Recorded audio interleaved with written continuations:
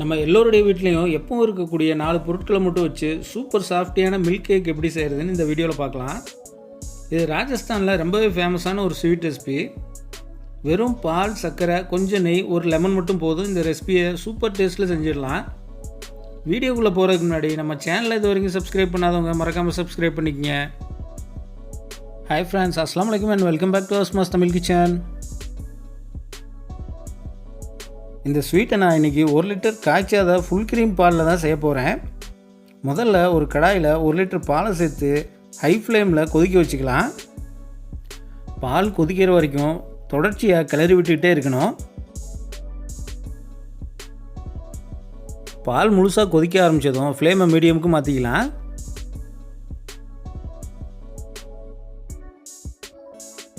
நாம் எடுத்துருக்கிற 1 லிட்டர் பாலானது 1/2 லிட்டராக சுண்டி வர வரைக்கும் தொடர்ச்சியாக கிளறி விட்டுகிட்டே இருக்கணும். அதே மாதிரி கடாய் சைடில் சேர்கிற பாலாடையை கரண்டியால் சுரண்டி விட்டுகிட்டே இருங்க. பாலை 20 to 25 நிமிஷத்துக்கு தொடர்ச்சியாக கொதிக்க விட்ட பிறகு 1 லிட்டர் பாலானது பாதியாகி 1/2 லிட்டராக வந்துருச்சு.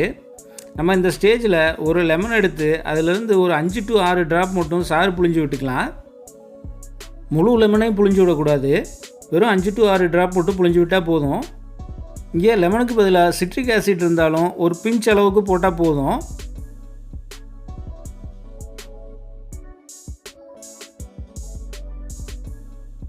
அடுத்ததாக நம்ம இப்போ சர்க்கரையை ஆட் பண்ணிக்கலாம். நான் இந்த ஸ்வீட்டுக்கு ஒரு 150 கிராம் சர்க்கரையை எடுத்திருக்கேன். 150 கிராம் சர்க்கரையும் நம்ம முழுசாக சேர்த்த போகிறதில்ல, கொஞ்சம் கொஞ்சமாக தான் தூவி விட்டு ஒரு 5 நிமிஷத்துக்கு ஒரு தடவை கொஞ்சம் கொஞ்சமாக சேர்த்துக்கலாம்.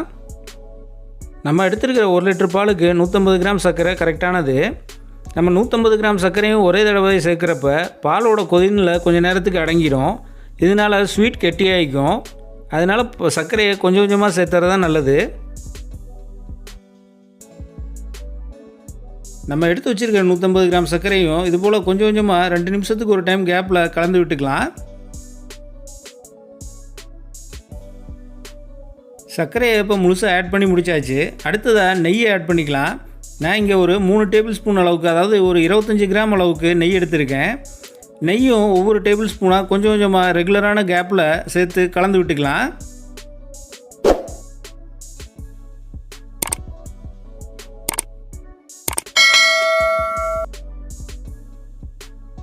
பாருங்கள், நெய்யை சேர்த்து கலரி விட அதோட டெக்ஸ்சர் மாதிரி கலரும் மாறி வந்துருச்சு.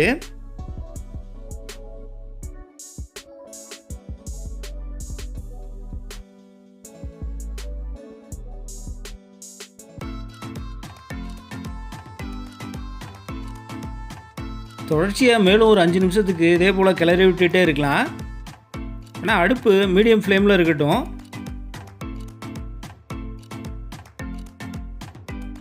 பாருங்கள், ஃபைனலாக நமக்கு தேவையான டெக்ஸ்சர் வந்தாச்சு.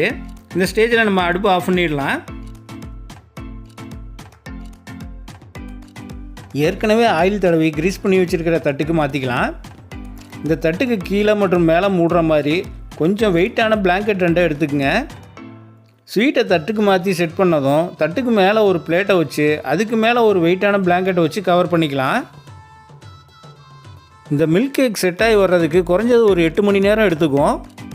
அது வரைக்கும் அதில் உள்ள ஹீட் முழுசாக வெளியேறாமல் தடுக்க தான் இந்த பிளாங்கெட்டை வச்சு கவர் பண்ணுறோம்.